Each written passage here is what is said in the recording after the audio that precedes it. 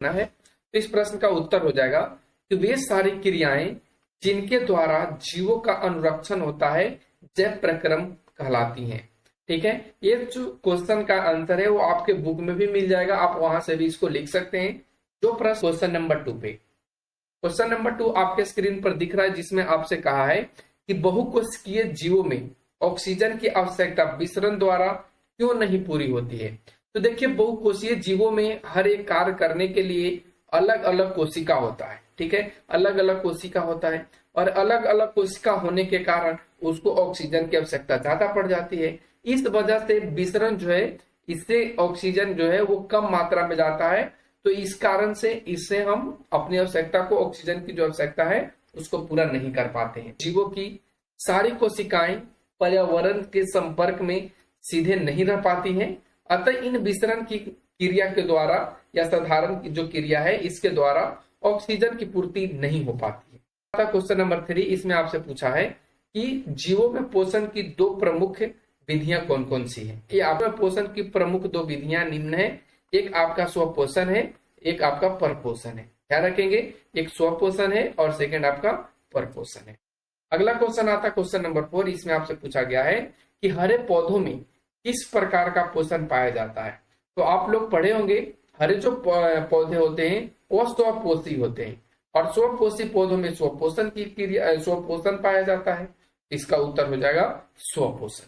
ठीक है, स्वपोषण के मतलब ये भी होता है कि जो अपना खाना खुद बनाए, वो किसी दूसरे पर निर्भर ना रहे, उसको हम लोग स्वपोषण कहते हैं। जैसे पेड़ पौधा वो किसी पर निर्भर नहीं होता, वो अपना भोजन स्वयं तैयार करता है।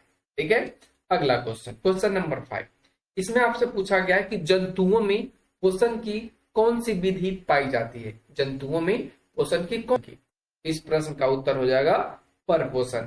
क्योंकि हम मनुष्य जो है वो पेड़ पौधों पर आश्रित होते हैं, जानवर भी किसी दूसरे चीज पर आश्रित होता है।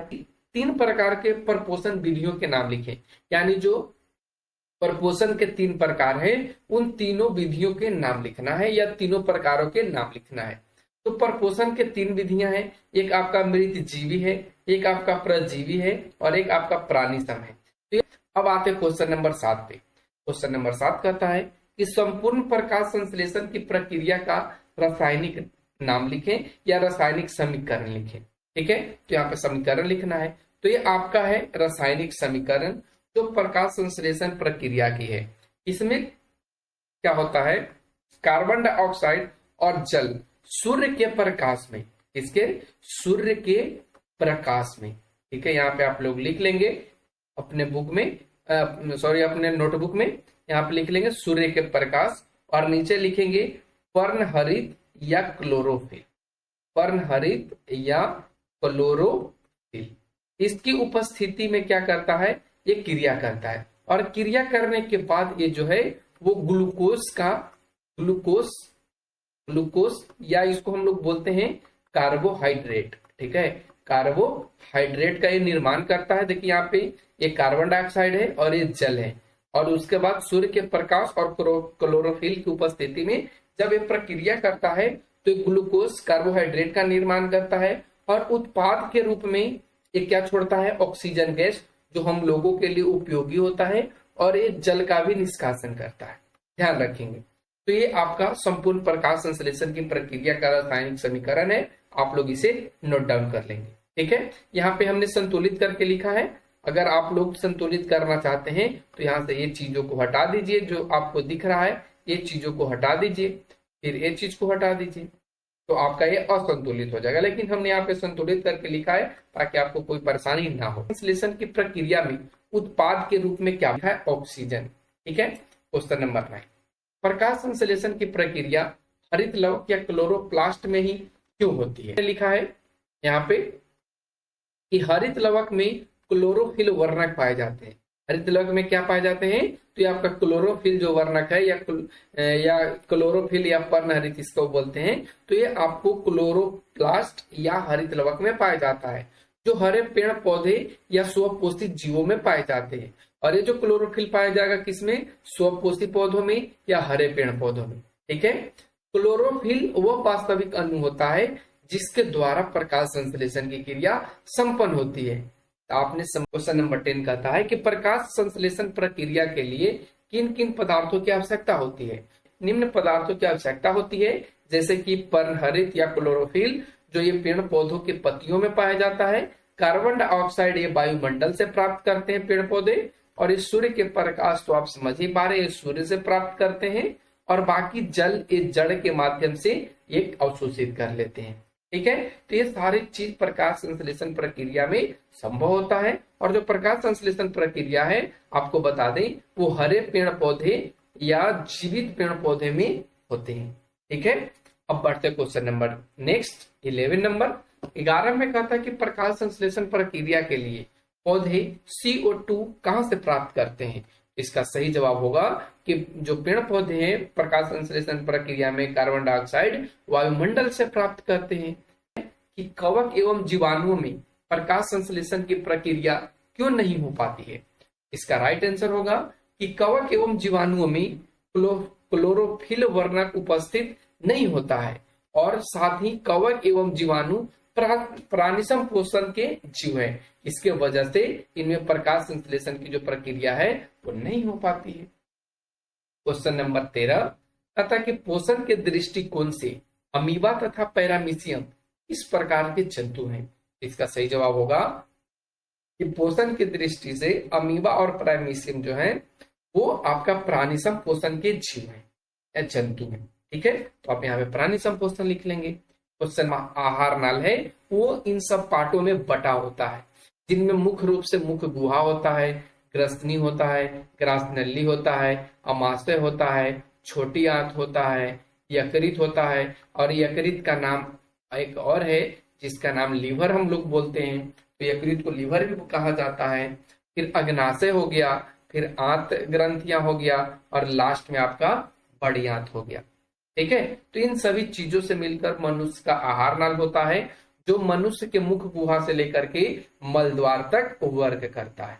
ठीक, इसमें कहता है कि ग्रसनी में स्थित 2 छिद्रों के नाम लिखिए। तो ग्रसनी में 2 स्थित छिद्र कौन कौन से हैं। एक तो आपका निगल द्वार है और एक आपका कंठ द्वार है। निगल द्वार का मतलब जिससे हम लोग भोजन निकलते हैं, निगल जाते हैं, और कंठ द्वार का मतलब जिसके रास्ते से होकर के चला जाता है। तो उसको हम लोग 2 पार्ट में देखें, एक तो निगल द्वार और एक कंठ द्वार। अगला क्वेश्चन आता है कि मनुष्य में पाचन आहार नाल के किस भाग से शुरू होता है। देखिए, मनुष्य में आहार नाल के जो पार्ट है पाचन के लिए, वो आपका मुख है या मुंह है, यानी मुंह से ही स्टार्ट हो जाता है। जब जैसे आप चबाते हैं, चबाने के बाद उसे लुगदी बनाते हैं, तो वहां से ही वो पाचन की क्रिया स्टार्ट हो जाती है। ठीक है, तो यहाँ से हमने लिखा है उत्तर इसका मुख गुहा से। क्वेश्चन नंबर 17 मनुष्य के आहार नाल के किस भाग में पचे हुए भोजन का अवशोषण होता है। पचे हुए भोजन का अवशोषण का मतलब वहां पे भोजन पूर्ण रूप से टूट जाता है, और भोजन टूटने के बाद उसमें अवशिष्ट पदार्थ बचता है जो रेक्टम में चला जाता है। तो वो कौन सा है।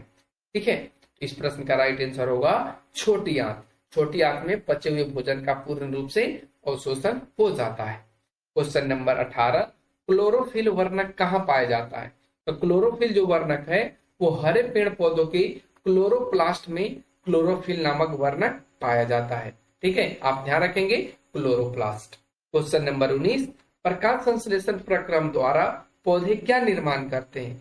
देखिए, अभी हमने आपको ऊपर समझाया था कि प्रकाश संश्लेषण प्रक्रम में जो पेड़ पौधे हैं वो क्या निर्माण करते हैं, ग्लूकोज का निर्माण करते हैं, जिसको हम लोग कार्बोहाइड्रेट बोलते हैं। और उसके साथ अगर उत्पाद के रूप में देखें तो उत्पाद के रूप में वो CO2 यानी ऑक्सीजन को भी निर्माण करते हैं। यहाँ पे हमने लिखा है ग्लूकोज, कार्बोहाइड्रेट, या आप लिख सकते हैं यहाँ पे उत्पाद के रूप में ऑक्सीजन, उत्पाद के रूप में ऑक्सीजन। ठीक है, क्वेश्चन नंबर 20 पे आते हैं। क्वेश्चन नंबर 20 कहता है कि मृत जीवी को क्या कहा जाता है। देखिए, मृत जीवी को हम लोग क्या कहते हैं, अपघटक बोलते हैं। ठीक है, मृत जीवी को एक और नाम है और उसका नाम है अपघटक। देखिए, ये सब आपका ऑब्जेक्टिव क्वेश्चन को भी क्लियर करेगा मेरे दोस्तों, तो आप लोग जरूर से जरूर इसको देखिए और समझिए। क्वेश्चन नंबर 21 कहता है कि जिस जीव के शरीर से परजीवी अपना भोजन प्राप्त करता है, जैसे मान लीजिए कि ये कोई जीव है और ये कोई परजीवी है, और ये जो परजीवी है वो इससे भोजन प्राप्त कर रहा है, तो हम लोग इस चीज को क्या कहेंगे, ये क्वेश्चन में आपसे पूछा गया है। इस प्रश्न का राइट आंसर हो जाएगा, उसको हम लोग पोषी कहते हैं। क्वेश्चन नंबर 22, गोबर छत्ता में किस प्रकार का पोषण होता है? तो गोबर छत्ता में जो पोषण होता है आपका, वो मृत जीवी पोषण होता है। यहाँ से आप मृत जीवी को लिख लेंगे। क्वेश्चन नंबर 23, पत्तियों का कौन सा अंग CO2 यानी कार्बन डाइऑक्साइड युक्त वायु का प्रवेश द्वार है? यानी वो कौन सा अंग है पत्तियों में जिसके माध्यम से CO2 पेड़ पौधों के पत्तियों में इंटर करता है, प्रवेश करता है। ठीक है, तो इसको हम लोग बोलते हैं रंध्र, या एक और नाम है स्टोमाटा। ध्यान रखना है आपको। अगला क्वेश्चन, क्वेश्चन नंबर नेक्स्ट है 24।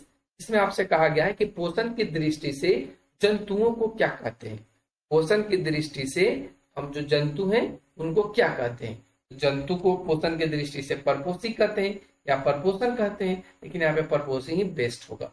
ठीक है, क्वेश्चन नंबर 25, जिसमें कहा है कि अमीबा में भोजन का पाचन कहाँ होता है? तो अमीबा में भोजन का पाचन कहाँ पे होता है? इसका सही जवाब होगा भोजन रसधानी में। ग्रहण किससे करता है? तो आप लोगों को पता भी होगा, उत्पादों के द्वारा से करता है। क्वेश्चन नंबर 26 आता है, जिसमें कहता है कि मनुष्य में पाचन के लिए विशेष अंग को क्या कहते हैं? मनुष्य में पाचन के लिए एक विशेष अंग पाए जाते हैं, तो विभिन्न अंगों को हम लोग क्या बोलते हैं? आहार नाल। ठीक है, उसको क्या बोलते हैं? आहार नाल। अगला क्वेश्चन आता है 27 नंबर, जिसमें कहा गया है कि मनुष्य के जीभ के ऊपरी सतह पर पाई जाने वाली संरचना को क्या कहते हैं? तो मनुष्य के जीभ के ऊपर जो पाई जाने वाली संरचना है उसको हम लोग स्वाद कलियां बोलते हैं। क्या बोलते हैं? स्वाद कलियां। तो यहाँ पे इसका राइट आंसर हो जाएगा। क्वेश्चन नंबर 28, इसमें कहा है कि मुख गुहा से भोजन कहाँ पहुंचता है? तो देखिए, मुख गुहा से जो भोजन है वो ग्रास नली में पहले पहुंचता है, उसके बाद धीरे धीरे करके अपना प्रोसेस आगे की ओर बढ़ाते रहता है। क्वेश्चन नंबर 29 कहता है कि ग्रास नली की दीवार में तरंग की तरह होने वाले सिकुड़न एवं फैलाव को क्या कहते हैं? आप लोग सिर्फ इसको ध्यान दीजिए, सिकुड़न और फैलाव को क्या कहते हैं? तो इसको हम लोग बोलते हैं करामाकुंचन। क्या बोलते हैं इसको? करामाकुंचन। अगला क्वेश्चन आता है 30 नंबर, जिसमें कहता है कि भोजन में मौजूद प्रोटीन को पेप्टोन में कौन सा एंजाइम परिवर्तित करता है? यानी जो प्रोटीन है उसको पेप्टोन में कौन परिवर्तित करता है? इसका सही जवाब हो जाएगा पेप्सिन। ठीक है, क्वेश्चन नंबर 31 कहता है 31 नंबर में कि आहार नाल के सबसे लंबे भाग को क्या कहते हैं?